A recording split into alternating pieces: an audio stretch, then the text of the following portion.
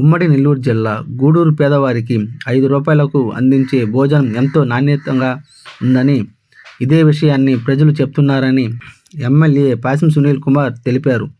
గూడూరు పట్టణంలోని పాత బస్టాండ్ ప్రాంతంలో ఉన్న అన్న క్యాంటీన్ను ఆయన అధికారులు, నాయకులతో కలిసి సందర్శించారు. క్యూలు నిలబడి ప్రజలతో పాటు ఆయన భోజనం రుచి చూసి భోజనం ఎలా ఉందంటూ ఎమ్మెల్యే పేదలను అడిగారు. ఎంతో రుచిగా ఉందని వారు సంతృప్తి వ్యక్తం చేశారు. ఈ సందర్భంగా ఎమ్మెల్యే సునీల్ కుమార్ మాట్లాడుతూ సీఎం చంద్రబాబు నాయుడు అమలు చేస్తున్న అన్నా క్యాంటీన్లో భోజనం ఎంతో బాగుందని పేదలు చెప్తున్నారని తెలిపారు. గత వైకాపా ప్రభుత్వం అన్నా క్యాంటీన్ను ఎత్తేసి పేదల కడుపు కొట్టిందని ఆరోపించారు. ఎక్కడ లేని విధంగా మన రాష్ట్రంలో అన్నా క్యాంటీన్ల ద్వారా 5 రూపాయలకే భోజనం అందిస్తుందని ఆయన వివరించారు.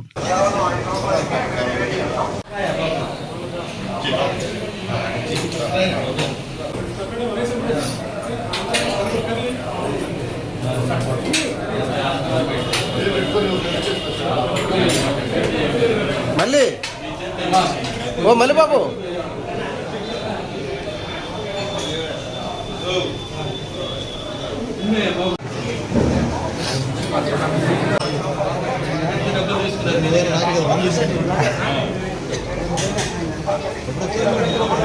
మొన్నొచ్చా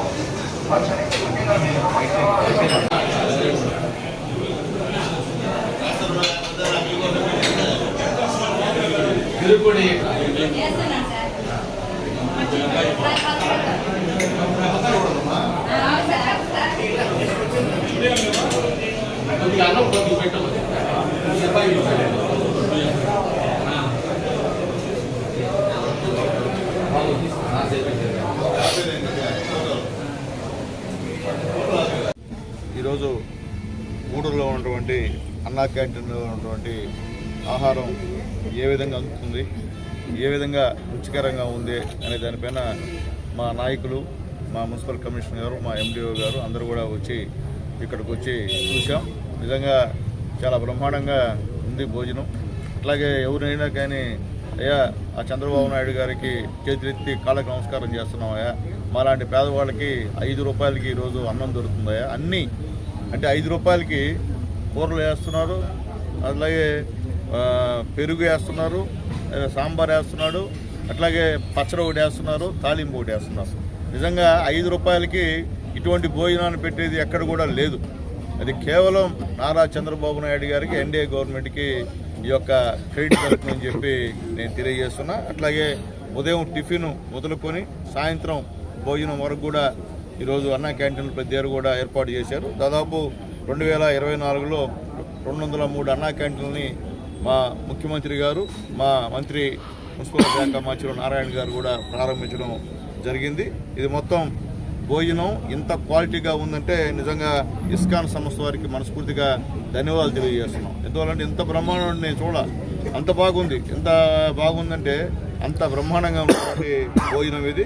అలాగే ఉదయం టిఫిన్ 7:30 నుంచి 10 గంటల వరకు కూడా ఇక్కడికి ఇస్తారు. అట్లాగే మధ్యాహ్నం భోజనం 12:30 నుంచి 3 గంటల వరకు కూడా ఇస్తారు. రాత్రి 7:30 నుంచి 9 గంటలకు కూడా భోజనం ఇక్కడ అందుబాటులో ఉందని చెప్పి కూడా ఒకసారి ప్రజలకు తెలియజేస్తున్నాం. అలాగే టిఫిన్లో ఇడ్లీ, పూరి, అలాగే పొంగల్, ఈ 3 కూడా 5 రూపాయలకే పెట్టేటువంటి కార్యక్రమం. అలాగే మధ్యాహ్నం అన్నము, సాంబారు, పచ్చడి, పెరుగు ఇవి కూడా ఇచ్చేటువంటి కార్యక్రమం అని చెప్పి నేను తెలియజేస్తున్నా.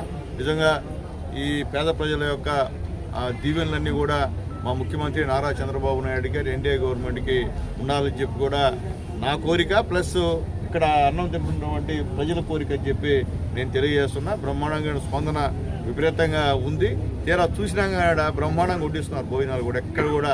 అలాగే ప్లేట్లు చూసాం, క్లీన్ చేస్తున్నారు లేదని కూడా, ప్లేట్లు కూడా బ్రహ్మాండంగా క్లీన్. అంటే ఇది ముందు చెప్పి సునీల్ కుమార్ ఇక్కడ రాలా, అన్ఎక్స్పెక్టెడ్గా వచ్చాం. ఎందుకంటే మాకు ఇచ్చిన మా ముఖ్యమంత్రి గారి టైం టేబుల్లో ఇది ఒకటి.